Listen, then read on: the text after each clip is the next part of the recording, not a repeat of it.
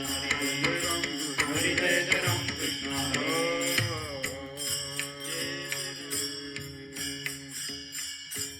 रूप पाहता लोचनी रूप पाहता लोचनी रूप पाहता लोचनी रूप पाहता लोचनी रूप पाहता लोचनी रूप पाहता लोचनी रूप पाहता लोचनी रूप पाहता लोचनी सुख झाले ओ साजनी सुख झाले ओ साजनी तुहा विठ्ठल बरवा तुहा विठ्ठल बरवा सुख झाले ओ साधनी सुख झाले ओ साधनी तुहा विठ्ठल बरवा तुहा विठ्ठल बरवा तुहा माधव बरवा तुहा विठ्ठल बरवा तुहा विठ्ठल बरवा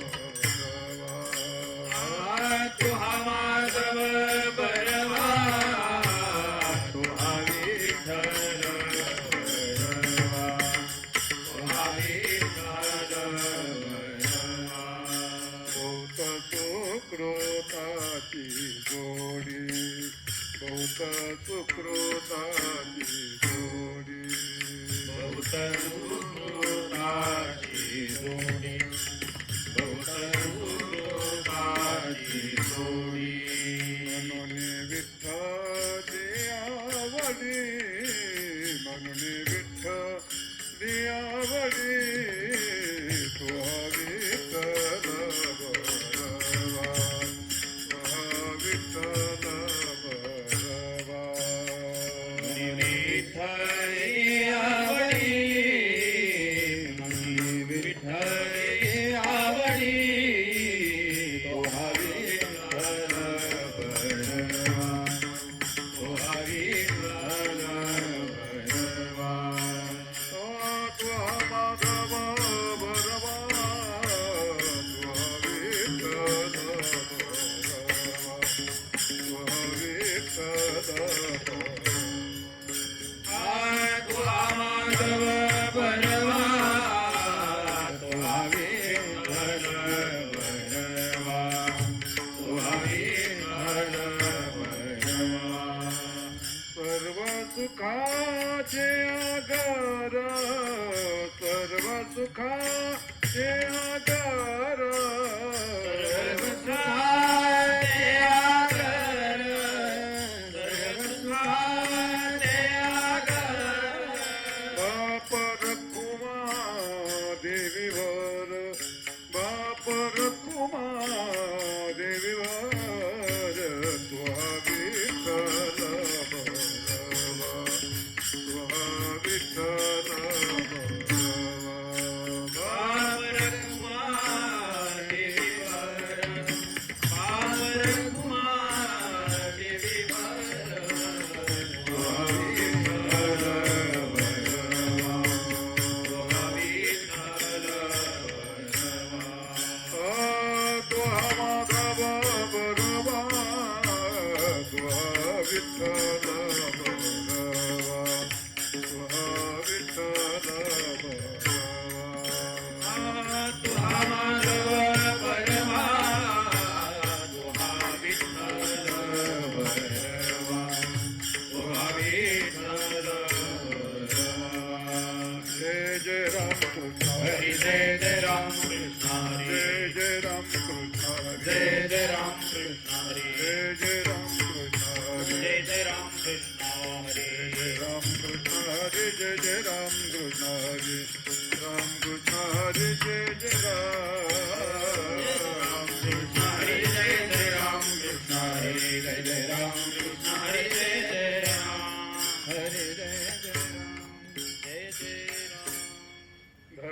धर्माची तू मूर्ती पाप पुण्य तुझे हाती पाप पुण्य तुझे हाती पाप पुण्य तुझे हाती धर्माची तू मूर्ती पाप पुण्य तुझे हाती पाप पुण्य तुझे हाती पाप पुण्य तुझे हाती धर्माची तू मूर्ती पाप पुण्य तुझे हाती पाप पुण्य तुझे हाती पाप पुण्य तुझे हाती धर्माची तू मूर्ती पाप पुण्य तुझे हाती पाप पुण्य तुझे हाती पाप पुण्य तुझे हाती मज सोडविला तारा कर्म पासून दुसरा कर्म पासून दुसरा कर्म पासून दुसरा सोडविला तारा कर्मापासून दुसरा कर्मापासून दुसरा कर्मापासून दुसरा करते अंगीकार तरी काय माझा भार तरी काय माझा भार तरी काय माझा भार तरी अंगीकार तरी काय माझा भार तरी काय माझा भार तरी काय माझा भार मज सोडविला तारा कर्मापासून दुसरा कर्म पासून दुसरा कर्म पासून दुसरा सोडविला तारा कर्मापासून दुसरा कर्मापासून दुसरा कर्मापासून दुसरा जीवीच्या जीवना जीवीच्या जीवना जीवीच्या जीवना जीवीच्या जीवना जीवीच्या जीवना नारायणा तुका म्हणे नारायणा तुका म्हणे नारायणा जीवीच्या जीवना तुका म्हणे नारायणा तुका म्हणे नारायणा तुका म्हणे नारायणा मज सोडविला तारा सोडविला तारा सोडविला तारा सोडविला तारा सोडविला तारा कर्मापासून दुसरा कर्मापासून दुसरा कर्मापासून दुसरा सोडविला तारा कर्मापासून दुसरा कर्मापासून दुसरा कर्मापासून दुसरा विठोबार कुमार विठोबार कुमार कुमार विठोबार कुमार कुमार विठोबार कुमार कुमार विठोबार कुमार विठोबार कुमार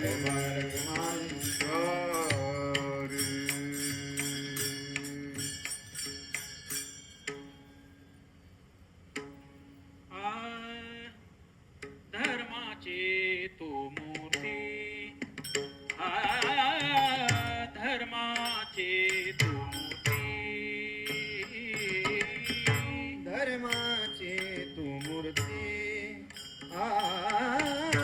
धर्माची तू मूर्ती धर्माची तू मूर्ती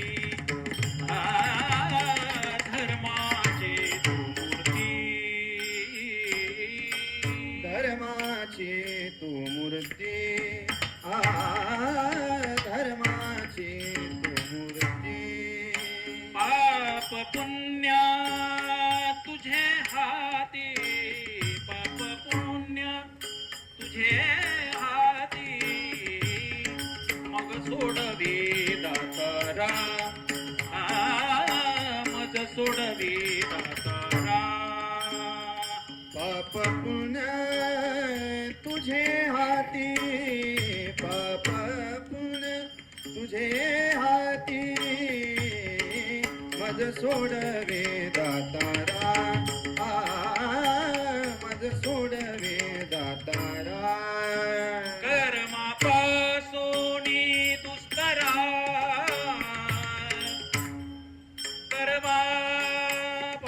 कर्मापासून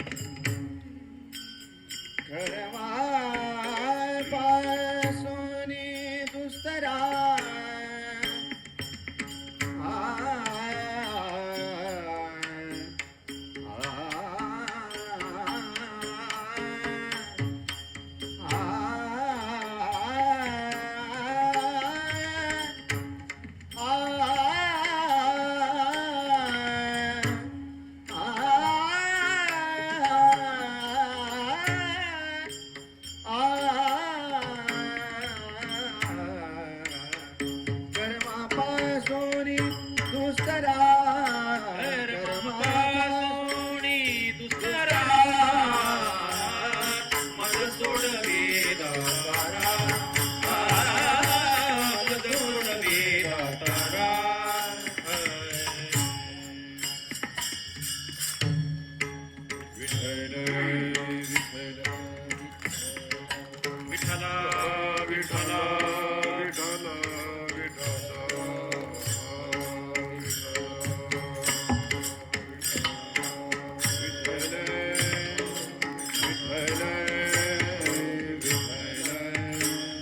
विठ्ठल विठ्ठल विठला विठला विठ्ठल भजन करा बरोबर म्हणा विठ्ठल विठ्ठल म्हणा चाल करी विठ्ठल विठ्ठल विठ्ठल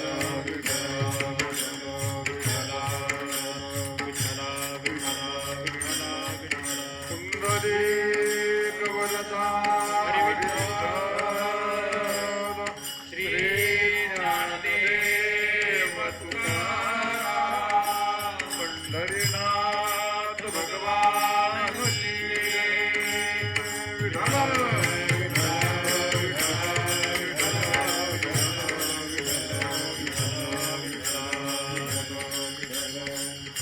कुंडली वरदा विठ्ठल श्री ज्ञानदेव तुकाराम पंढरीनाथ भगवान की जय मौली ज्ञानेश्वर महाराज की जय जगद्गुरु तुकाराम महाराज की जय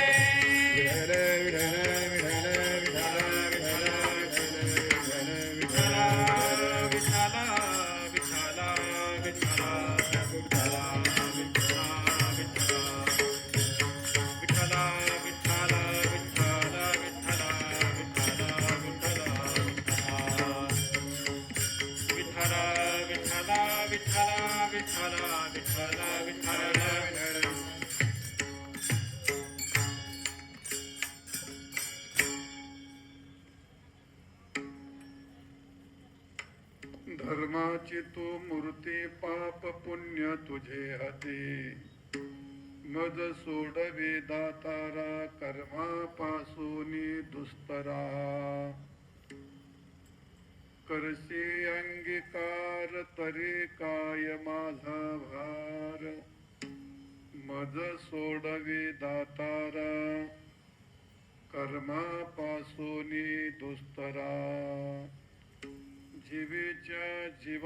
जीवीच्या जीवना तुका मने नारायणा मज सोडवी दातारा कर्मापासूनी दुस्तरा ध्येयं सदा परिभवग्नमभीष्टदोहं तीर्थास्पदम् शिववीरैचिनुतं शरण्यम् धृत्यारत्यहं प्रणतपार भवाब्धिपूतो वन्दे महापुरुषदे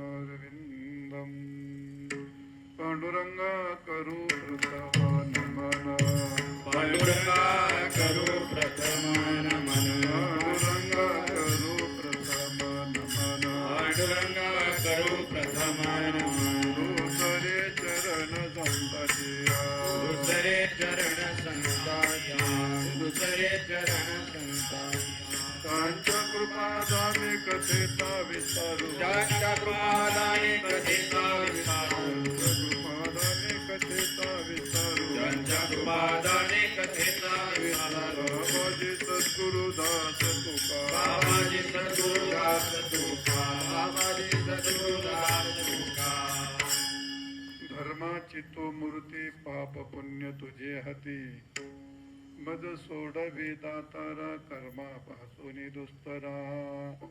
प्रस्तुत सेवेकरता घेतलेला अभंग संत श्रेष्ठ वैराग्यमूर्ती जगद्वंदे जगद्गुरु श्री संत तुकाराम महाराज यांचा हा 4 चरणाचा प्रत्येक जीव हा कर्माच्या बंधनात बांधलेला आहे आणि त्या बंधनातून सोडविणारा जगात दुसरा तिसरा कोणी नाही, एक भगवान पंढरीश पांडुरंग आहे. आणि म्हणून तुकाराम महाराज या कर्मबंधनातून सोडवण्याकरता भगवंताकडे विनंती करतात, मागणी करतात, करुणा भागतात, याचना करतात. मागणी करतात की विनंती करतात की करुणा भागतात की याचना करतात, आपण त्याचं नंतर थोडं थोडं चिंतन करू. पण या अभंगामध्ये या बंधनापासून मला सोडव असं महाराजांनी भगवंताकडे एक प्रकारचं मागणं मागितलंय. आणि त्याकरता भगवंताला एक विशेषण दिलंय, धर्माची मूर्ती असं आहे. म्हणजे भगवंताची मूर्ती ही धर्ममूर्ती आहे, ज्ञानमूर्ती आहे, भक्तिमूर्ती आहे, प्रेम मूर्ती आहे. विष्णू सहस्रनामामध्ये असं म्हटलंय काय, अव्यक्त मूर्तिमान, म्हणजे म्हणजे असा तो मूर्तिमान, 4-5 मूर्तीचे प्रकार याने तोंडात असा. तर असा मूर्तिमान, अनेक मूर्ती, अनेक रव्यक्त, शतमूर्ती शतानन. हा बरं आठवलं तुला लवकर.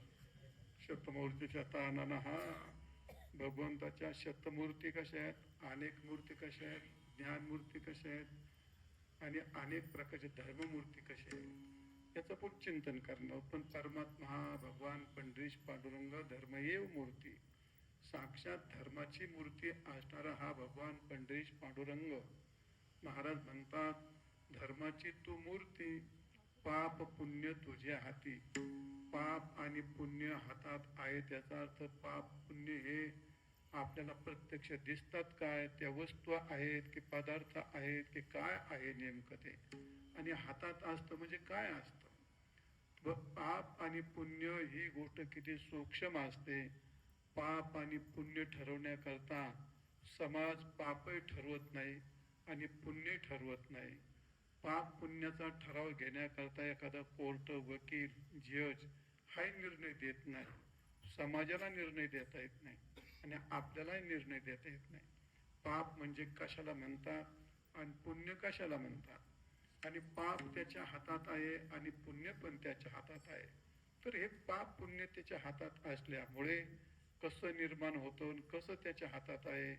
पण ते भगवत कृपेने संपूर्ण शास्त्राचा पाप पुण्याचा निर्णय घेत असताना ते शास्त्र निर्णय घेत. तस्मात शास्त्रम प्रमाणन्ते कार्य व्यवस्थितो. पाप कशा निषिद्ध क्रियाजन्यत्वम पापत्वम, विहित क्रियाजन्यत्वम पुण्यत्वम. पुण्य कशाला म्हणावं आणि पाप कशाला म्हणावं. कशाने पाप निर्माण होतं आणि कशाने पुण्य निर्माण होतं. कशाने पाप निवृत्त होतं आणि कशाने पुण्य निवृत्त होतं. हे सगळं भगवत आज्ञेत असल्यामुळे सगळं हे त्याच्या स्वाधीन आहे. पाप पुण्य तुझ्या हाती. महाराज म्हणतात, तू धर्ममूर्ती आहेस, पाप पुण्य तुझ्या स्वाधीन आहे. त्याचप्रमाणे असा तू असल्यामुळे भगवंताचं वर्णन केलेलं आहे तुकाराम महाराजांनी. मग खाली करुणा भागली, मज सोडवी दातारा. भगवंताकडे तुकाराम महाराजांनी विनंती केली, मला यातून सोडव. आता कशात बांधले, कोणी बांधले, का बांधले, कोणत्या दाव्याने बांधले, का त्यांनीच बांधून घेतले. पण मला यातून सोडव. तुकाराम महाराज कशात बांधलेले आहेत, तर दुसरं तिसरं काही नाही, ते कर्माचं बंधन आहे, कर्माचं दावा आहे. आणि ते बांधले कोणी बांधायला मोकळा नाही. जगात कोणी कोणाला बांधित नाही, त्याने त्याचं बांधून घेतलेलं आहे. कर्माच्या दोरीने आणि मनाच्या साह्याने त्याने स्वतःला इतकं बांधून घेतलंय, माझा मीच झालो शत्रू, असा आहे आपला घात कर, असा तो स्वतः सगळा बांधून घेतलाय. आणि त्या बंधनातून माणसाला बऱ्याच वेळा, जसं वीर अभिमन्यूला चक्रुयात जाता आलं पण त्याला बाहेर पडता येत नाही, तशीच गोष्ट असते आपली. आपल्याला कर्म निर्माण करता येतात, कर्माचा गुंता तयार करता येतो, अनेक गुंते तयार करतो, पण बाहेर पडता येत नाही. आणि एकदा फसला मग कोणाला तरी हाक मारतो. तसं कर्माच्या जाळ्यामध्ये जीव अडकला, इतका पक्का अडकलाय की त्यातून त्याला बाहेर पडणं रस्ता दिसत नाही, त्याला ती गोष्ट शक्य नाही. म्हणून महाराज म्हणतात, देवा जीवाची भूमिका अंगावर घेऊन महाराज म्हणतात, देवा या कर्माच्या बंधनातून सोडवणारा तुझ्या वाचून दुसरा कोणी नाही. म्हणून मज सोडवी दातारा कर्मापासून दुस्तरा. बर, आता समजा तू माझा अंगीकार केला, तुला काय फरक पडणार आहे? एखादं मोठं वडाचं झाड असलं आणि त्याच्यावर एखादी मुंगी चालायला लागली, त्या वडा झाडाला काय फरक पडतो? तसं तो सगळं ब्रह्मांडच तुझं शरीर आहे. तर माझ्यासारख्या छोट्या माणसाला, गरीब माणसाला तर थोडसा आश्रय दिला तर तुझं काय बिघडणार आहे? करशी अंगीकार तर माझं काय तुला भार होणार आहे का? तूच निर्माण केलेस मला, हे सगळं तुझंच आहे, मी तुझ्याच आश्रित राहतो. फक्त माझ्याकडे डोळे उघडून बघ, माझा अंगीकार कर, मला तुझा भक्त म्हण, नाही तर शिष्य म्हण, नाही तर काय ना काहीतरी बोल. काय माणसाला असं वाटतं काहीतरी माझी स्तुती करावी. नाहीच ते मला शिव्या कधी पण मायकूर शिव्या दिली म्हणजे माझं नाव आलं म्हणजे बरं होईल आता. असे काही माणसं भुकेलेले असतात. तसं तुकाराम महाराज भुकेले बघ, काही ना तू माझ्याकडे बघ, माझा अंगीकार कर. आता एक प्रकारचं स्तुती करणं एक प्रकारचा अंगीकारच असतो, आणि त्याला शिव्या देणं हा सुद्धा अंगीकार. शिव्या द्यायचा असलं तरी त्याचा स्वीकार करावा लागतो, आणि स्तुती करायची असली तरी त्याचा स्वीकार करावा लागतो. तसं मला मुक्त करायचंय ना, तर त्याकरता माझा अंगीकार तू कर. का? तो संपूर्ण जीवाचा जीवन आहेस. जीवांचं म्हणजे जीव, याचा तर जीव काय तुम्हाला सांगणार, आणि त्या जीवाचं जीवन याचा अर्थ त्याला म्हणतात चिदाभास. जे ज्याच्यावर जगतं ते त्याचं जीवन असतं. मनुष्य शरीर जसं पाण्यावर जगतं तसं जीवाचं जीवन, जीव कशावर, जीवाचं अस्तित्व कशावर आहे, जीव कशाने निर्माण झाला आणि जीव कशावर टिकतो, तो फक्त एका भगवंताच्या आभासाने, चिदाभासाने, चैतन्याच्या आश्रयाने. म्हणून तो जीवाचा ज्योती, तुका ज्ञानदेव म्हणे ज्योतीची निज ज्योती. असे ज्योती म्हणजे जीव, ज्योती म्हणजे ज्ञान, ज्ञान त्याचं स्वरूप आहे, आणि ती ज्योती आहे, आणि त्या ज्योतीची निज ज्योती हा परमात्मा आहे, म्हणजे आत्मा आहे. असा तो जीवाचं जीवन. आणि तुका म्हणे नारायणा. नारायण नाम भगवंताच्या अनेक नाम आहेत, त्यापैकी नारायण, राम, कृष्ण, पांडुरंग, विठ्ठल, नारायण हे सगळे एकाचे नाव आहेत. आणि म्हणून तुकाराम महाराजांनी अशी भगवंताकडे करुणा भागली, असा अभंगाचा शब्दशास्त्र सांगितला. विठाल विठाल विठाल विठाल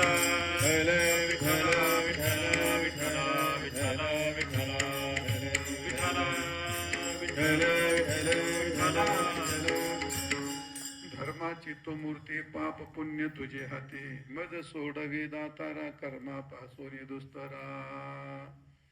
प्रस्तुत आपला सालाबाद प्रमाणे चालला हा दिंडी सोहळा श्री क्षेत्र डोंगरगण ते श्री क्षेत्र पंढरपूर, अशा पंढरपूर डोंगरगण ते पंढरपूर चालला हा सोहळा गेले किती वर्ष झाले?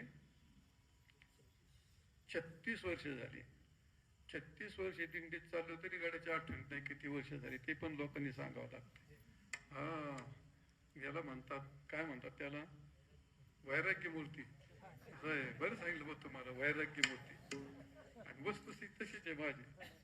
आपल्या कोणाचं नाव लक्षात राहत नाही, आपल्या कोणाला गाव लक्षात राहत नाही, आपल्याला कोणाचा फोन येत नाही, मी कधी कोणाला फोन करीत नाही. आणि लोकांनी, आपल्याच लोकांनी असा भाऊ केला, महाराज भाऊ नको. खरंच उगाच काय घेणं नाही देणं, खूप भाव केला, आणि त्याच्यामुळे आपल्याला आपल्या दिंडीत लोक आहे ना साहेब, असं आहे ते. त्याला काय असं नाही, असं तो भाग 36 वर्ष चाललेला हा दिंडी सोहळा, काय म्हणून आपण त्याला, अत्यंत निष्कलंकित वारकरी संप्रदायाच्या शुद्ध परंपरेप्रमाणे आपण तडजोड नाही केली काकडे साहेब. आपल्याला खूप लोक सोडून गेले, काही खूप नवीन आले, काहींना ते पचलं, काहींना नाही पचलं. वाघिणी दूध सगळ्यालाच पचतं अशातला काय भाग नाही. आणि ज्याला पचलं, जे टेकले ते शियाचे बछडे, ते वाघाचे बछडे. आणि जे कोकर होते मेंढराचे, ते कोकर मेंढराचे कोकर ते गेले हुसकून. ते त्यांचे कशात काही दुःखते, कोण कशावर नाराज होतो. इथं नाराजीचा याचा प्रश्नच येत नाही. इथं प्रश्न आहे सेवेचा. जी माणसं महाराजांचा एखादा शब्द सुद्धा त्याला एखाद्या तोफेसारखा आणि दगडासारखा वाटते. माणसं काय पामथाच्या लायकीची असतात. गुरु महाराजांचा शब्द तिथे काय इकडे काय पाहतो रे, एवढंच त्याला लय होतं. बायकोची खेटर खाता खाता आयुष्य गेले भाडव्याचं. ते एडवाईस नाही इकडे काय पाहतो, एवढंच म्हणलं तरी मला असं म्हणले महाराज मी एवढा मोठा आहे. अरे ही परीक्षा असते. भगवान नेमकं त्याच्यावरती महाराज आपण काय होतो, माणसाचे देव चालवे आणता, देखवे ऐकवे ऐकणार आहे. सगळ्याला तोच मला तोच बोलवतो. तुमच्या कल्याणाचा असेल कदाचित एखाद्या वेळी, बरोबर आहे का नाही. ज्या काळात बोलल्या जातं आई त्या मुलाला धरते 2-4 ठोके टाकीते, ते काय त्याचा शत्रू असते काय त्याचा. ते उन्हात नको मरू भड्या, सावलीत मर म्हणते, मरायची इच्छा आहे का त्याच्या. ते याची जर अक्कल नाही त्या माणसाला, त्याला काय आहे त्याचं ते असं. तर ते वाघिणी दूध पचवण्याकरता आपल्या दिंडीमध्ये नियमात चालू लागतं. नियमात भजन, नियमात उठणं, नियमात बसणं, सगळं नियमात करावं लागतं. त्यांना काही लोकांना ते जड जातं. त्यांना कुणी इकडं भेटला हॉटेल का, बसला लागला चहा प्यायला, बसला तिकडे लागला बिडी ओढायला. आता इथं काही चाळी चालत नाही आणि लोकांना मग हे चाळीच करायचे दिंडीत काय येतात बिचारे ते. तर असो, चाललाय तो सोहळा, 36 वर्ष सोहळा चाललाय आणि चाललाय तो निष्काम बुद्धीने चाललाय. त्यातून काहीही हेतू नाही, काहीही हेतू नाही. लोकांनी आपल्याला फार टाळ्या द्याव्यात, लोकांनी आपली वाहवा करावं किंवा लोक यातून काय आपल्याला पैसा मिळावं अशी पहिल्यापासून कोणतीच इच्छा नाही ठेवली. आणि त्यामुळे ते निष्काम काय निकोप चाललं 36 वर्ष. काकडी साहेबांनी एकदा केला होता मोठा सोहळा नगरमध्ये, फार मिरवणूक काढली होती आपण मोठी. तुम्हाला आठवतं का काकडी साहेब जेव्हा काढलाय नगरमध्ये सोहळा चौकात, तर ते केली. त्यांचे काही मोठे माणसं आहेत, ते चौकात पूजन, हरण, तुरीन, डिजेन हे सगळं. तो एकदम 1.5-2 तास दिंडी रखडी आतमध्ये शहरामध्ये. पुढच्या वर्षी म्हणतो आपल्याला ते दाखवायचंच नाही लोकांना. दिंडी निघाली 3 वाजता नगरच्या बाहेर. मला कधी पोहोचायचं ते आपली. मग आपण आपले कड्याकडनी बाजूला निघून जा. काय त्याच्यात कोणला दाखवायचं. ज्याला पाहायचं, तुमची दिंडी कुपटींचा तरी ज्याला पाहायचं तो पाहतो. ज्याच्या करता आपण चाललो त्याने पाहावं. लोकांना आपण काय करता, सगळेच लोक तुम्हाला वा म्हणतील असं काहीच नाही, म्हणणारच नाही. अर्धी शिव्या देतील, झाले काय म्हणते ज्यांना त्यांचे सगळे तोंड घरचे असतात. असं तो भाग. आणि म्हणून आपला निकोप निष्काम बुद्धीने निष्कलंकित आतापर्यंत काकडे साहेब खूप उदाहरणं आहेत.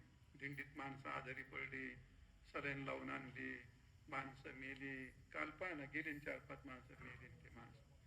पण मग आता काय, आता आपली तुम्ही सगळे अनुभवातले लोक. 36 वर्षात कधी कोणाला खर्चटलं, कोणी आजारी पडलं, कोणाला सलाईन दिलं किंवा काय असं कधी काय झालं, कधी कोणाचं काय हरवलं, कधी कोणाची काही चोरी झाली. हे कशाचं प्रतीक आहे साहेब? हे कशाचं प्रतीक? हे त्याचंच प्रतीक आहे. याला म्हणतात निष्काम सेवा. मनोभावाने केली सेवा तर ती भगवंताला ती पसंत होते. तुका म्हणे देवा आणि काय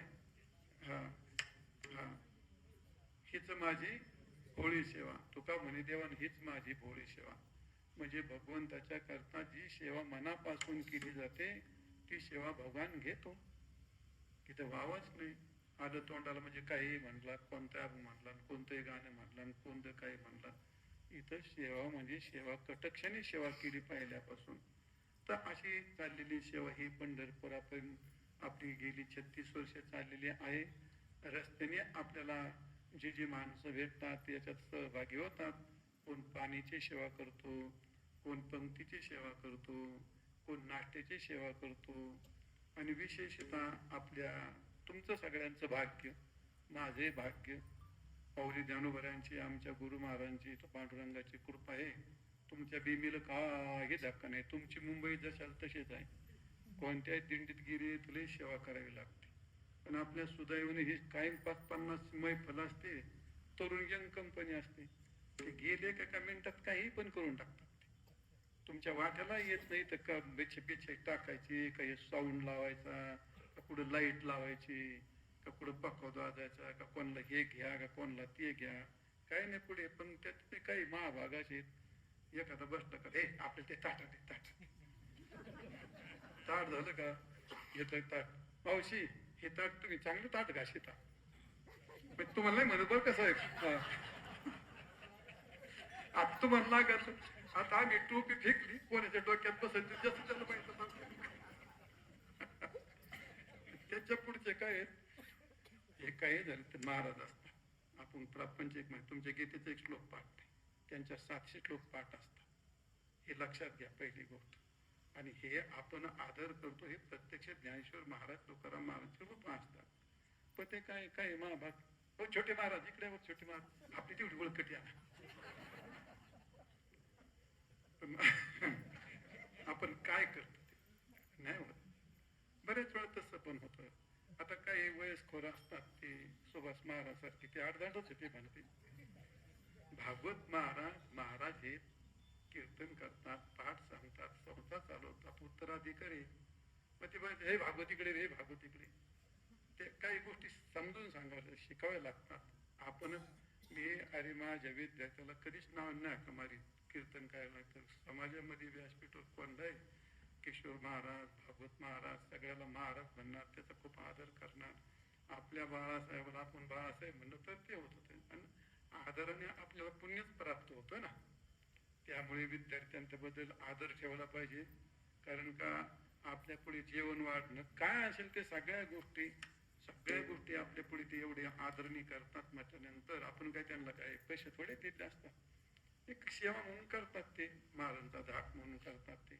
पण असं चाललंय त्या सुबाकी काय बी तुम्ही मागच्या जन्मात खूप पुण्य केले तुम्ही खूप पुण्य केले तुम्हाला खूप शुद्ध संप्रदाय मिळाला आता मी माझं काय सांगू तुम्हाला महाराज एक कडक सासू आहे त्यामुळे तुमच्या प्रपंचात काय अडचण यायची नाही सासू कडक मिळाली सगळे विद्यार्थी तुम्हाला चांगले सेवा चांगली मुक्काम चांगला चांगली सेवा होती पांडुरंगापर्यंत पंढरपुरात गेल्यानंतर कोणाच्या दिंडीवर मोबाईल नसतात तुमच्या दिंडीवर सगळ्या जगाचे मोबाईल असतात पांडुरंगाने याच्यापेक्षा तुम्हाला मानतरी किती द्यावं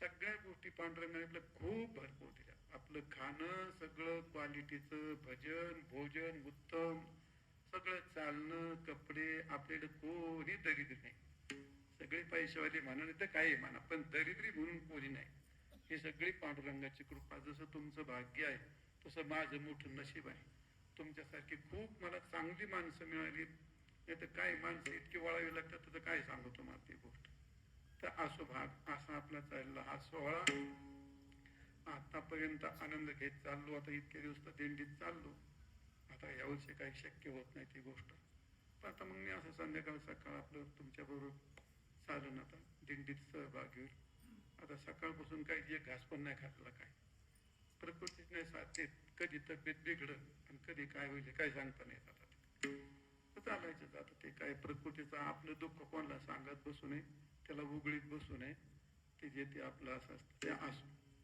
एकूण तात्पर्य चालला हा सोहळा आणि हा सोहळा अखंड असाच चालणार आहे रामेश इकून मागून रामेश्वराचा आशीर्वाद आहे पुढून तिकून पांडुरंगाचा आशीर्वाद आहे मध्ये सगळे तुमच्यासारख्या स्वारकऱ्यांचं सहकार्य आहे त्यामुळे हा अव्याहत असा सोहळा चालेल आणि चालावतो चालत आला सालवाद प्रमाणे आपण प्रत्येक वेळी एक अभंग घेतो आमच्या अभंगावरती चिंतन करीत शेवटपर्यंत आपले कीर्तन होत असतात तसं यावर्षी अभंग घेतलाय छोटासा त्या काकडे साहेब अहो माझ्यासारखा माणूस मला ते आता तुम्ही हे विद्यार्थ्यांना विचार लय त्रास करून घेणार साहेब एक कीर्तन व्हायचे ना 7 दिवस प्रत्येक वर्षी नवा अभंग घ्यायचा चौचारणाचा मोठा चार महिना अशी घासायची अरे माझीच मला लाज वाटायची समोरच्या लोकांना खर्च एवढं कळतं का पण त्यांचा आपल्याला आग्रह आहे का तू हे सांग म्हणून एवढा त्रास अजूनही त्रास करून घेणार कीर्तन म्हटलं का ते गोळा करणार पाहणार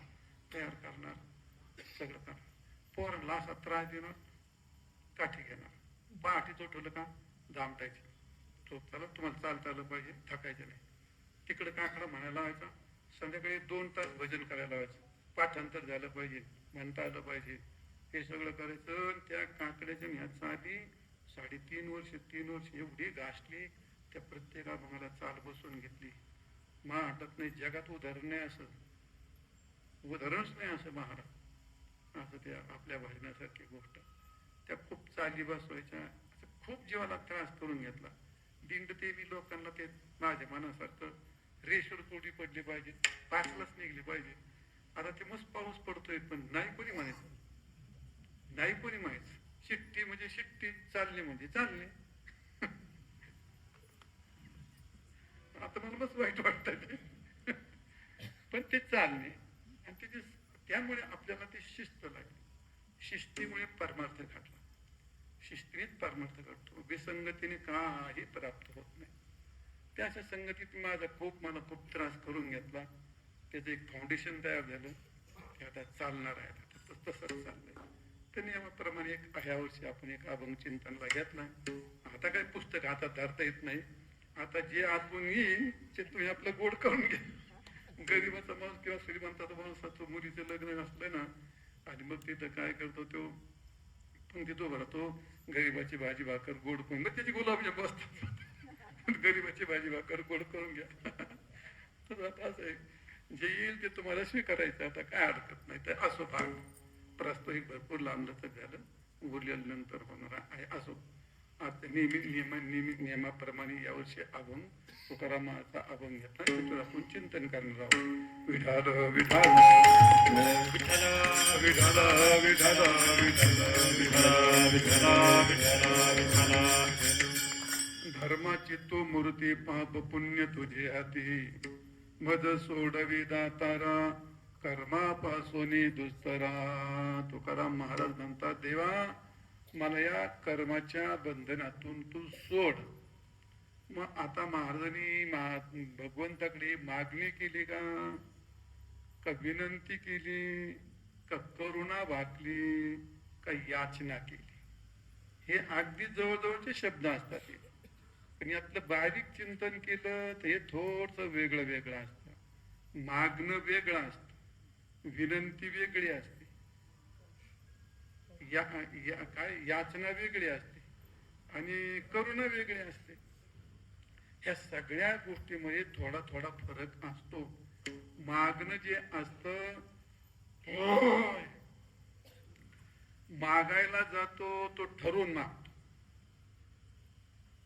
भिकारी भीक मागायला जातो तो याचना करतो, तो ठरवतो का? तो काहीतरी दे म्हणतो, काहीतरी दे म्हणतो. तो काय ठरवीत नको, तुझ्या हातात दे अंगठी दे किंवा टोपल्यातल्या भाकरी दे, काय मला एखादा कपडा दे. भिकारी दारात आला तो काहीतरी वाडगे माय म्हणतो, काहीतरी. याचा अर्थ त्याला काही धारगोड, जे तुझ्या हातात येईल, तुला जे देव वाटलं तर दे. म्हणजे याचनेमध्ये ही गोष्ट असते. आणि मागण्यामध्ये ठरवून जातो तो, मला हे दे म्हणून. मागण्यामध्ये ते ठराविक विषय असतो. तो मागण्यामध्ये बऱ्याच वेळा त्याचा हक्क असतो.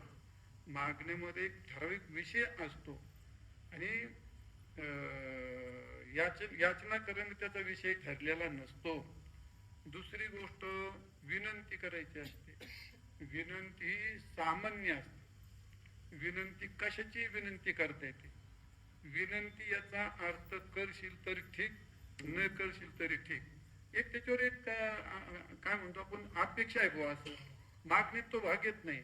मागायला ते त्याला निश्चित आहे. ते का आम्ही विनंती कायची करू शकतो? तो विनंती आमच्या कार्यक्रम अशी विनंती करतो, एखादं धान्य बिन्य असते, पैसे द्या, अशी काही विनंती. काही वस्तू मागन, व्यक्ती मागन, वेळ मागन, कोणी काही मागत.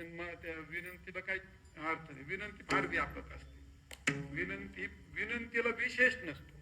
हजारो विषय असतात त्या विनंतीला. आणि विनंती कोणी करतो, विनंती ही कोणी करतो. म्हणून विनंती ही व्यापक असते. आणि करुणा ही त्याच्यापेक्षा फार वेगळी असते. करुणा काय असते? ते करुणामध्ये हातबलता असते. तो करुणा केव्हा भागतो? अति संकटात येतो, प्राणांत संकट असतात, आणि त्यावेळी मग करुणा भागत असते. त्याची हातबलता असते, अगतिकता असते, त्याला कोणता रस्ता नाही, त्याला शक्ती नाही. आणि अशा करुणा भागतो म्हणजे अत्यंत दीन होऊन. म्हणजे आता दुसरा पर्याय नाही. थोडक्यात एखादा मनुष्य बुडायला लागला, एखादी बाई बुडायला लागली, आणि मग त्या काळातच ते करुण मध्ये वाचवावं. मग त्या करुणेमध्ये तिथं देश, काल, व्यक्ती, जाती, वय, लिंग याचा कशाचाच विचार केला जात नाही. फक्त मला वाचवा, फक्त मला वाचवा.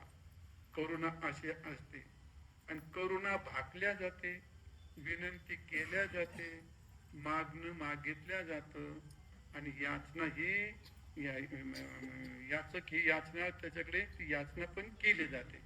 विठाल विठाल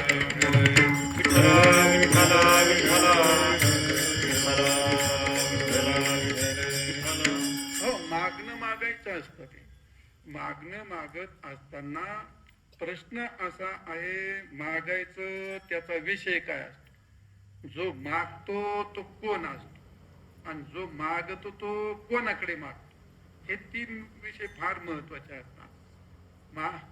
मागायचं तर काही जर मागितलं त्याला काय अर्थ नाही. असं मागणं मागावं का त्या मागण्यात सगळं काही मिळावं. मग काहींचं मागणं असं असतं का द्वेषमूलक मागणं असतं, काहींचं मागणे प्रापंचिक मागणे, काहींचं मागणं आहे की शत्रुत्वाचं, एखाद्याचा नाश हो असं पण मागू शकतो. माझ्या प्रपंचात दे असं पण मागू शकतो, मला परमार्थ दे असं पण मागू शकतो. मागणं हा एक व्यक्ती आहे आणि मागणं हा एक विषय आहे. त्या मागण्याचा विषय काय असतो तो एक वेगळा भाग असतो. पण ज्याला मागायचं, कोणलाही मागायला गेला तर जमत आहे का? ते मागायला गेलो काही जमत नाही. असं आहे की आम्ही तिथं मंदिरामध्ये राहत होतो साहेब, आणि त्या मंदिरात ते एक बाई आली, तिच्या मुलाचं लग्न लावायचं होतं. आता बाई म्हणजे ती त्या मुलाची आई एक मुलगी धरून आणली होती. दोन तिथं लग्न लागलं होतं कोणातरी, तिथं अक्षता पडल्या होत्या, 2 हार पडले होते. मग तिने तेच हार घेतले, ते अक्षता गोळा केल्या आणि ते टाकायचं, पण तिला एवढं एवढं कुंकू लागत होतं. ते भांगात भरायला काय लागत होतं मला नाही माहिती, आणि ते कुंकू लागत होतं. ते आता ती पहिली, आता मी मंदिरात राहत होतो त्यावेळी, मंदिरावरती नेमकं मी खाली आलो होतो, चालू तिकडं रे भाऊ थोडस कुंकू दे.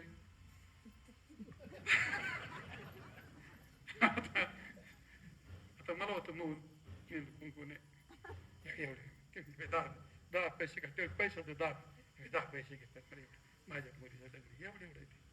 आता मी कुंकू नाही, आता मी मौन होतो, मी आपला पुढे ती माझ्या मग 10 पैसे 10 पैसे दे. आता तिकडे ते पण ते बांगला आहे ना आपला, तिथं तो वाचबीन होता, तो त्याचं काय नाव ते नाही नाही नाही शेख टिमकर नाही, शेख होता तो. आता मी तिकडे बोर्ड दाखवलं, ती बाई दिसली गेली तिकडे.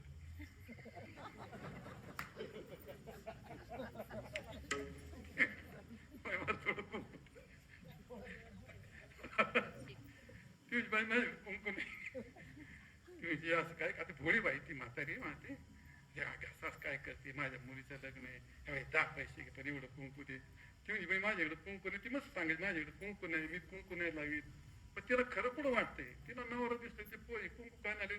मग ती जवळ गेली, म्हणते बाई मी मुसलमानी नाही, माझ्याकडे कुंकू काय. ज्याच्याकडे मागायचं त्याच्याकडे ते असलं तर देईन ना, ज्याच्याकडे काहीच नाही तर त्याच्याकडे मागायला गेला तर तो काय देईल तो. मग ज्याच्याकडे मागायला त्या गेला त्याच्याकडे ते सामर्थ्य असलं पाहिजे, त्याला ते देता आलं पाहिजे, तर मग तुमच्या मागण्याचा अर्थ असतो. तुकाराम महाराजांनी भगवंताकडे मागितलं याचा अर्थ तो सर्व समर्थ आहे, तो सर्व स्वतंत्र आहे, काहीही नाही, काहीही देऊ शकतो, काहीही देऊ शकतो तो. महाराज माऊली म्हणतात, देताना म्हणशी पात्रा पात्र आणि कैवल्य आयशे पवित्र वैर्य ही दिले, मोक्ष त्याच्या हातात आहे. तर बाकीचे काय गोष्ट. अनेक ठिकाणी भगवंतानी कोणाला बायको दिली, कोणाला राज्य दिले, कोणच्या भक्ताला अजून काय दिलंय, कोणाला मोक्ष दिला, तो काही देऊ शकतो तो. आणि म्हणून तो सर्व समर्थ आहे. तुकाराम महाराज ज्याच्याकडे मागायला गेले ती काय गोष्ट चुकलेली नाही, ती गोष्ट बरोबर आहे. आणि तुकाराम महाराज मागतात तर त्यांच्या याच्याबद्दलचं आपण काय वर्णन करावं, त्यांचं श्रेष्ठत्व. पण जे मागायचा विषय आहे तो विषय काय आहे, काय मागायचं असतं, काय मागायची ही माणसाला गोष्ट कळाली पाहिजे. मग मागण्यामध्ये तो सगळ्यात महत्वाचा विषय तो असतो. मग तेच जर नाही कळलं तर मग त्याचा काय अर्थ नाही. कोणाकडे काय मागावं. प्रत्येक जीव हा अपेक्षेने भरलेला असो. तुकाराम महाराज म्हणतात सर्व सुखाची आशा जन्म गेला क्षण एक मुक्ती यत्न नाही केला वरा माया वेळीला जीव माझा सर्व सुखाची आशा जन्म गेला क्षण एक मुक्ती यत्न नाही केला हिंदुस्ताना पावना माया वेळीला जीव माझा सर्व सुखाची आशा जन्म गेला क्षण एक मुक्ती यत्न नाही केला. सर्व सुखाची आशा जन्म गेला. जीव हा स्वार्थाला सोडू शकत नाही. वारी करतो, भजन करतो, गणपती बसवतो, नवरात्र करतो, मंदिरात दर्शनाला जातो, अजून काही करतो. आता आपली तुमची घोटसवाडा वार करायची. कुठेही माणूस गेला हात जोडले तर तो फुकट हात जोडायला तयारच नाही. हात जोडायला वकवकल्या मुखाने त्या मंदिरात जाईन, वकवकल्या मुखाने नवरात्रच करीन, काही करीन, नुसतं भिकाऱ्यासारखं मागणी, काहीतरी मागतोय तो. त्या जीव जसं पाण्याला ओलावा सोडू शकत नाही, आकाशाला पोकळी होऊन आकाशाहून पोकळी वेगळी होऊ शकत नाही, आणि पाण्याहून तो ओलेपणा वेगळा होऊ अग्नीपासून उष्णता वेगळी होत नाही, तसं जीव आहे तो. त्या जीवाचा स्वार्थ कधीही सुटत नाही. त्याच्यावर जगात फक्त एक उपाय आहे, ते आहे भगवंताचं नाम, भगवंताचं ज्ञान. ज्यांनी श्रवण केलं, ज्यांनी भक्तीचं महत्व जाणलं, तो कदाचित त्यापासून वेगळा होऊ शकतो. अन्यथा त्याचा तरी काय दोष आहे. अरे मातीतून घट निर्माण झाला, त्या घटाने मातीला काय म्हणून टाकावं, आणि घटातून माती बाजूला गेली तर घट राहील का. सदृशम चेष्टते स्वस्या प्रकृते ज्ञानवान प्रकृती यांती भूतानी निग्रह किंग करिष्यति. काय गंमत आहे, काय भगवंताने लिहिलंय. महासदृशम चेष्टते स्वस्या. किती मनुष्य ज्ञानवान असू द्या, काही असू द्या, तुझा क्षात्र स्वभाव झुंजवेल का, असं आहे. त्याची खायाची आवड असू द्या, माणसाची निवड करायची असू द्या, किंवा कोणाला बोलायचं असू द्या. सदृशम चेष्टते स्वस्या म्हणजे स्वतःची प्रकृती जशी आहे त्याप्रमाणे तो वर्तन करतो.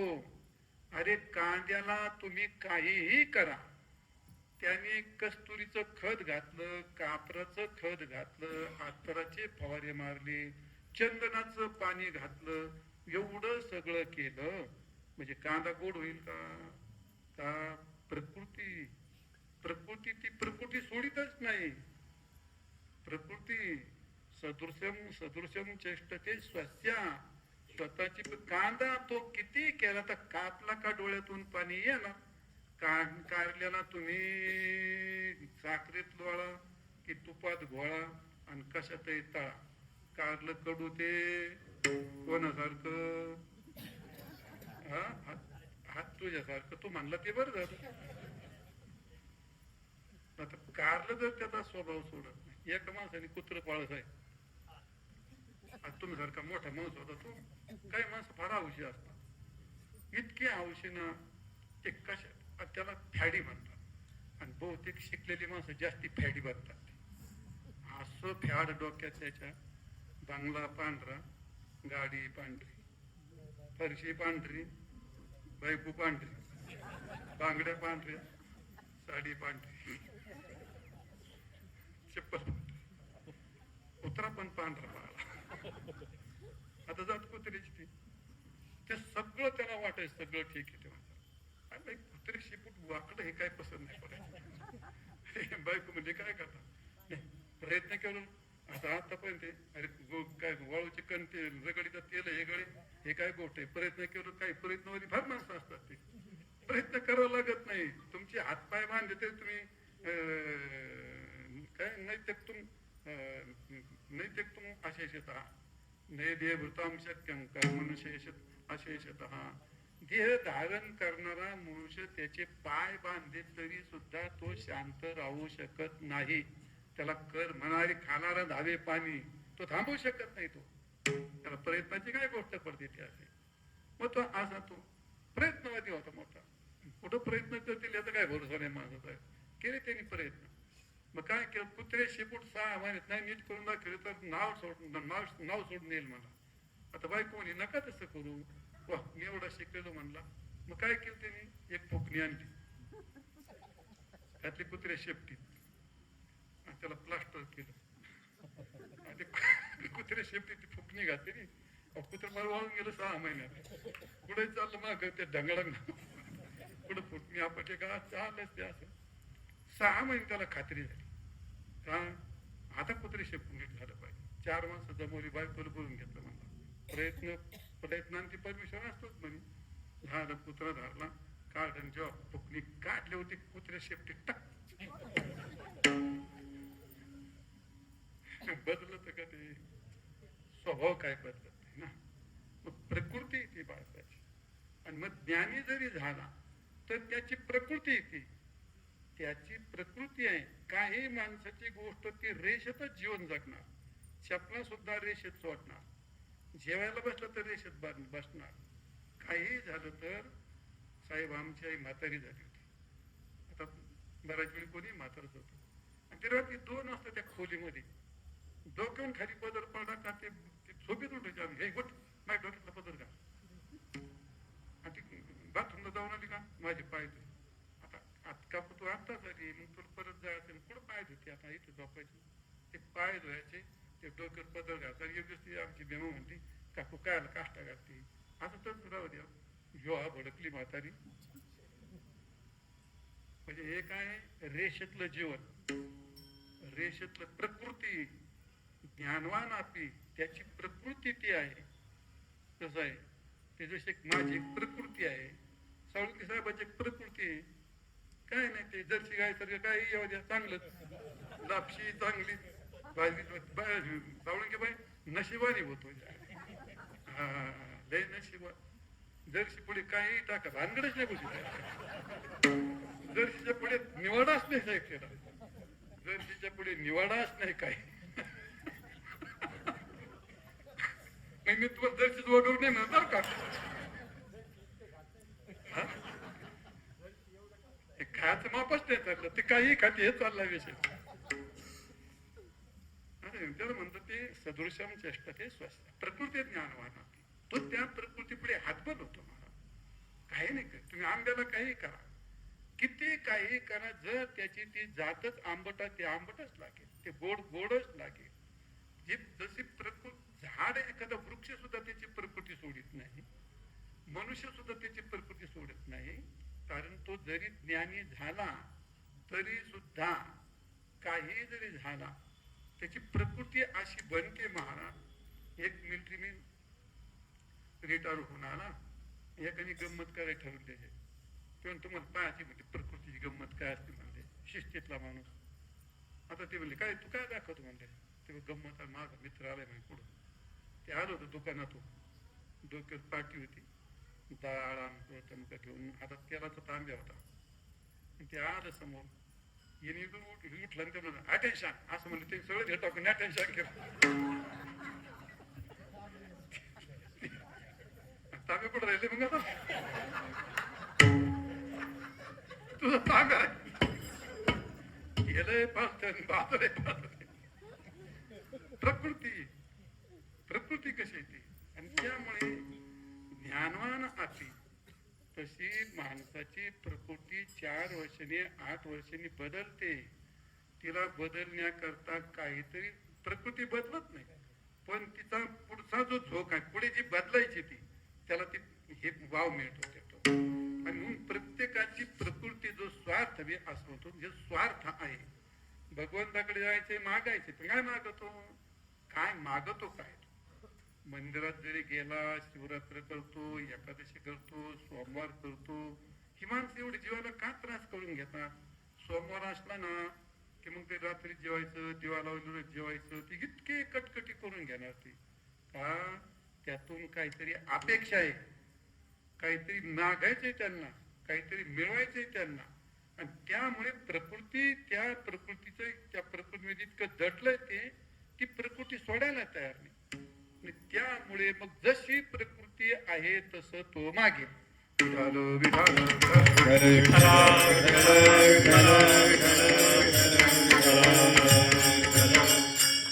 तसं तो मागे.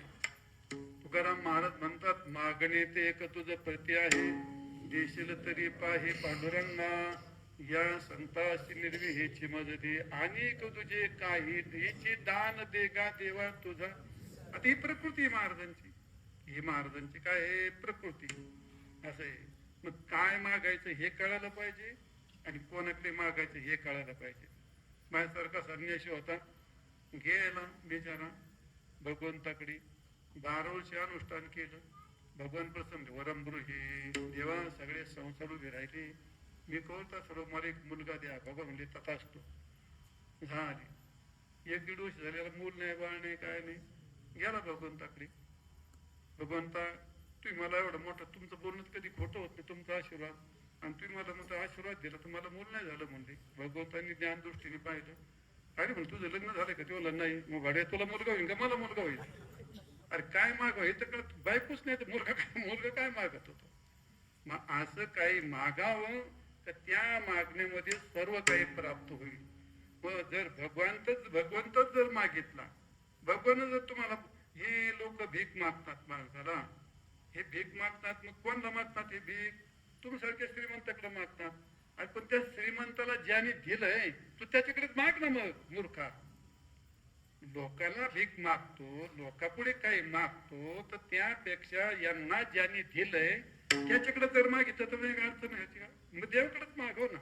ते तसं नाही होत ना. मग ते याचा अर्थ कोणाकडे मागावं आणि काय मागावं हा महत्वाचा भाग असतो. एकाने मागितलं, एक बसला अनुष्ठानाला, झाडावर बसला अनुष्ठान, भगवान प्रश्न त्याने बसला तर तो त्याचा शत्रू होता, पक्का भावबत.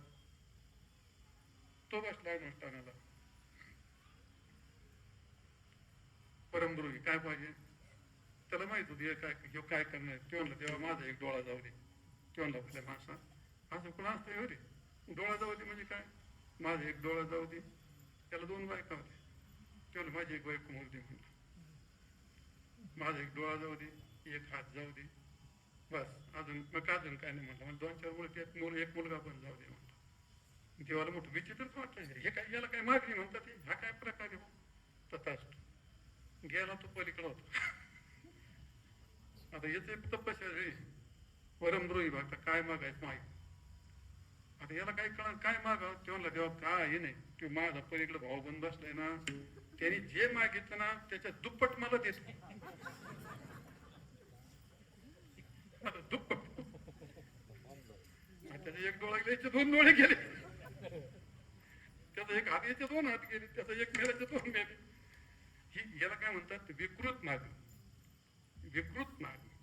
मग तुकारामाने असं मागितलं की त्या मागण्यामध्ये म्हणजे महाराज म्हणतात मज सोडवी कर्मापासून कर्म, असं त्या कर्मातून मला सोडू एक शब्द असा मागितला.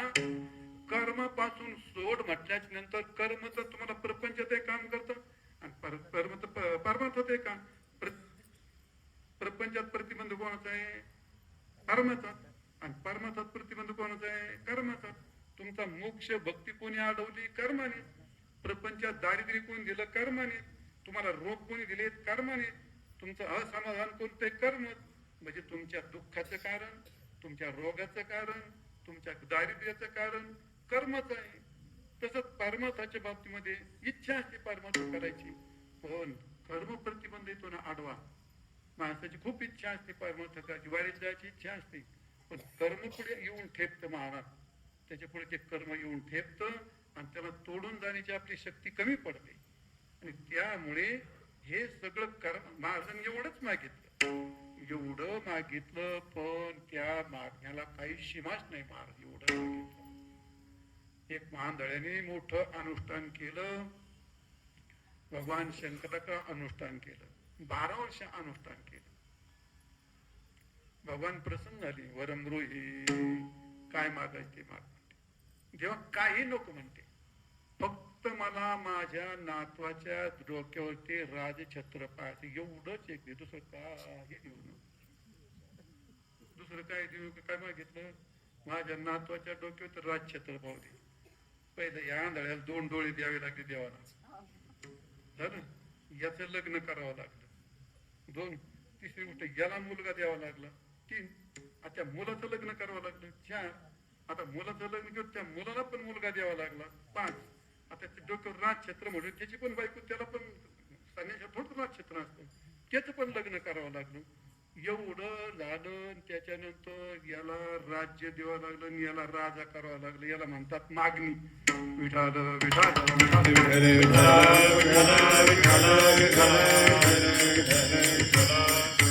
तसं तुकाराम महाराज छोटं मागितलंय वेळेला, माझं सोड कर्मापासून दुस्तरा, दुस्तर कर्मापासून मला सोडव, अशी मागणी मागितली, परमातिक मागणी मागितली तुकाराम महाराज. चित्ते तुझे पाय डोळा रूपाचे ध्यान, रूपाचे ध्यान, अखंड मुखे नाम तुमचे वर्णावे, अखंड मुखे नाम तुमचे वर्णावे. चित्ते तुझे पाय डोळा रूपाचे ध्यान, रूपाचे ध्यान, अखंड मुखी नाम तुझे वर्णावे, अखंड मुखी नाम तुझे वर्णावे. तुम्हा माग तुम्ही दातारा, माग दातारा, उचित ते करा भाव जाणून करा, उचित ते करा भाव जाणून करा. तुम्हाला मागतो मी दातारा, मागतो मी दातारा, उचित ते करा भाव जाणून करा, उचित ते करा भाव जाणून करा. हेच एक तुम्हा मागतो मी दातारा, मागतो दातारा, उचित ते करा भाव जाणून खरा. मागितलंय तुम्हाला, तुम्हाला जे उचित वाटेल ते करा.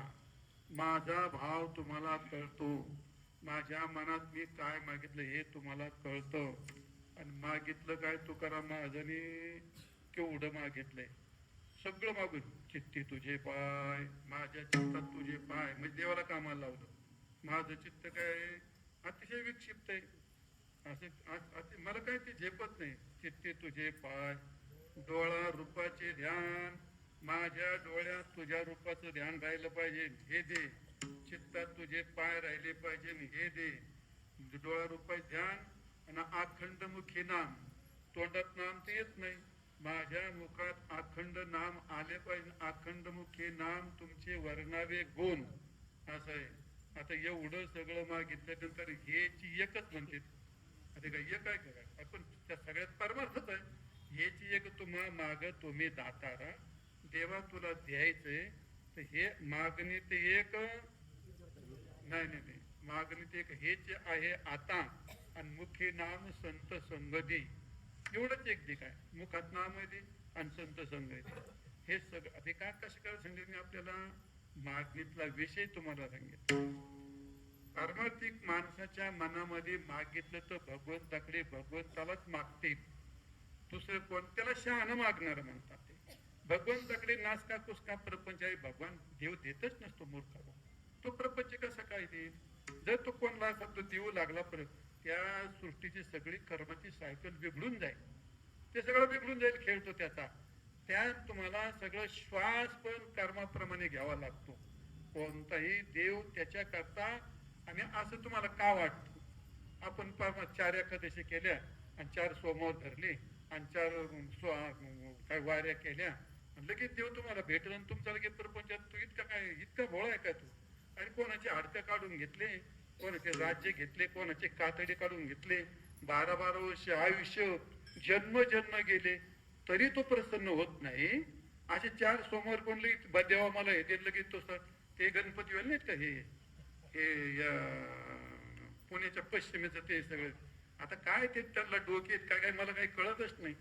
काही झालं गणपती पुढे साखर ठेवायची माझा आमचं तमकं सुख आता का तुझ्या घरचा गडी हे का तुझ्या ते एवढ्या चिमूटभर साखरेने लगेच प्रसन्न होईल आणि तो लगेच धावून येईल तुला. इतकी सोपी गोष्ट आहे ती, पण त्याला ती गोष्ट भावनेचा प्रश्न आहे. तो सगळा भावनेचा प्रश्न आहे. कशा कारण सांगितलं तुम्हाला, ही छत्राईची मागणी असते. भगवंताकडे मागावं, प्रपंचातलं कधी मागू नये. प्रपंचातलं मागितलं तर त्याला ते देता येत नाही. सगळ्यात मोठं पहाते पांडव अखंड वनवासी तरी ते देवासी आठविते. सांगा ते पांडव, त्यांच्या मागे त्यांची बॅग घेऊन चालणारा कोण होता? अखिल कोट ब्रह्मांडाला एक 14 भुवनाचा धनी देवादेव परमात्मा भगवान गोपाल कृष्ण होते त्यांच्या मागे चालणारा, त्यांची पिशी घेऊन चालणारा. आणि ते काय भाकरी वाचून मारत होते, ते वेश बदलून राहावं लागत होते, भीक मागून खात होते. काय काय प्रसंग आले त्यांच्यावरती, केवढा रक्तपात, केवढं युद्ध करावं. हे नुसतं फू म्हटलं तर नसतं काय झालं का? आणि युद्धाला काय एका मिनिटात नुसते काय करील दृष्टी वाकडी पाडील ब्रह्मांडाच्या उतरंडी एवढी ज्याची शक्ती आहे त्याने पण तो नाही, तसं नाही करता येत. प्रभू रामचंद्रला रावणाला मारायला तिथं काय जावं लागतो, तिथे काय जावं लागतं. पण नाही, या रंगभूमीवरती, या रंगमंचावरती मानव देह घेऊन आल्यानंतर मानवाप्रमाणे सगळी कृती करावी लागते. तो त्या ठिकाणी जरी देव असला, जरी शक्ती असली तरी त्या रिंगच्या बाहेर त्याला जाता येत नाही. आणि त्यामुळे त्याला ते तसंच करावं लागतं. का भगवान गोपाळ कृष्ण पांडवांचं नशीब बदलत नव्हता, तो त्याला बदलताच येत नव्हता. प्रभू रामचंद्राने त्याचीच बायको चोरून नेली. तो काय आता ते हे महामूर्ख असतात नाही वामपंथी, ते म्हणतात ना ते काय, मग तुमच्या रामाच्या मंदिरात चोरी झाली, देव जर त्याचं संरक्षण नाही करीत तर मग तुमचं काय संरक्षण करील? आता ह्या महामूर्खांना काय सांगावं? अरे देवाला पैसाही लागत नाही, देवाने कधी दक्षिणा मागितली नाही, आणि देव कधी तुम्हाला देणगी द्या म्हणला नाही. तो दक्षिणा मागत नाही, देणगी देत नाही, ते तुमच्या पैशात काय राखण करील? त्याला राखण करायची देणगी कोणी दिली? तुम्ही. नियोजन कोणी केलं? तुम्ही. आणि चोरले कोणी? तुम्ही. त्याच्यावर कोण वर मिळवता घ्या त्यांनी काय केलं? त्याला कोणते पैसे राखायला होता? त्याला यातलं त्याला काही माहीत नाही, त्याला त्याने मागितलंच नाही, त्याला त्याचा काही संबंधही पोहोचत नाही. पण एक ती भाविकांची भावना असते की आपल्या प्रपंचातला काही वाटा इथं जर गेला तो समाजाचा उपयोग आहे. आता देव तर काही खात नाही, तो पैसा काही जर समाजाच्याच वाट्यात जातो, समाजाचंच काहीतरी घडतं. एखादं दवाखाना म्हणा, काय अजून काय काय अजून काय अन्नदान काहीतरी संस्थेत समाजाकरताच असतं. तो एक भाग वेगळा आहे. आणि म्हणून या ठिकाणी तर बरेच लोक त्याच्यावरती लय दुगाने झाडायला तर तुम्हाला ते राजकारणाचं नको बोलायला ते. पण ज्यांनी कधी राम आठवला नाही, ज्यांनी आयुष्यभर रामाला शिव्या दिल्या ते उठलेत. अस्मितेचा प्रश्न आहे. आम्ही सनातनी आहेत आणि चोरी होऊच कशी काय शकते? आता राम ती चोरी नाही राखायला, पण तुमचा शेतकऱ्याला की एक दिवस त्याचा अवतार होणार.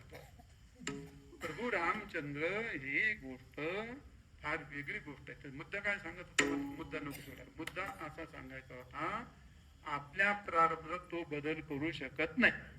आणि म्हणून शहाण्या माणसाने एवढं मोठं, अरे काय म्हणतो आपण त्याला, म्हणजे एवढं मोठं सोनं द्यायचं मेरेला उंदीर घ्यायचा. प्रपंच नासकाचा असतो, परमार्थ सोन्यासारखा असतो, सोन्यासारखा परमार्थ असतो. आपण जे काही एवढं करतो देवा, मग तुझी सेवा करते आमची एवढी. तुकाराम महाराज याचे दान दे गा देवा तुझा विसर नवा, गुण गाई नावडी ह्याची माझी सर्व जोडी. न लगे मुक्ती, न लगे संपदा, न लगे धन, फक्त संताची संगत दे. हजारो अभंग, हजारो कीर्तन, सगळं हेच सांगतात. आपलं दैवत तू का म्हणे, तू काय करशील कर्म दुष्कर अशी आमचं देवा. मला माझ्या कर्माने जगू दे, मला तुझं नको काय, मला माझ्या कर्माने जगू दे. माझं कर्म माझ्या बरोबर आहे, तू मला ते काही देऊ नको, मला लालूच दाखवू पण नको. असं आहे. आम्ही मागवायचे तुझं पाशी नाही, म्हणून मी तुझ्याकडे ते मागणारही नाही. मला हेच दे, मला प्रेम दे, मला भक्ती दे, मला सेवा दे, मला समाधान दे. आणि सगळ्यात महत्वाची गोष्ट, मला 2 गोष्टी दे. का लोकांनी जर माझ्यावरती काही प्रतिकार केला तर ती सहन करण्याची शक्ती दे. आणि कोणी माझ्या संगतीत चुका केल्या तर त्यांना क्षमा करायची माझ्याकडे शक्ती दे, म्हणजे थोडक्यात मला क्षमा करायची भावना दे आणि सहनशीलता दे. हे भगवंताकडे मागावे. मग एकदा त्याचं एवढं कवच मिळाल्यानंतर मग काय कमी पडणार आहे? काय कमी पडणार नाही. म्हणून तुकाराम महाराजांनी मागणं जे मागितलं ते महत्वाचं मागितलं. मद सोडवे दातारा कर्मापासून दुस्तरा. कर्म काय असतं? कर्मबंधन कसं असतं आणि तो सोडवतो म्हणजे कसा सोडवतो? उद्याचे कीर्तन विठोबार कुमाई विठोबार कुमाई विठोबार कुमाई विठोबार कुमाई विठोबार कुमाई विठोबार कुमाई विठोबार कुमाई विठोबार कुमाई. धर्माची तू मूर्ती पाप पुण्य तुझ्या हाती. मद सोडवे दातारा कर्मापासून दुस्तरा.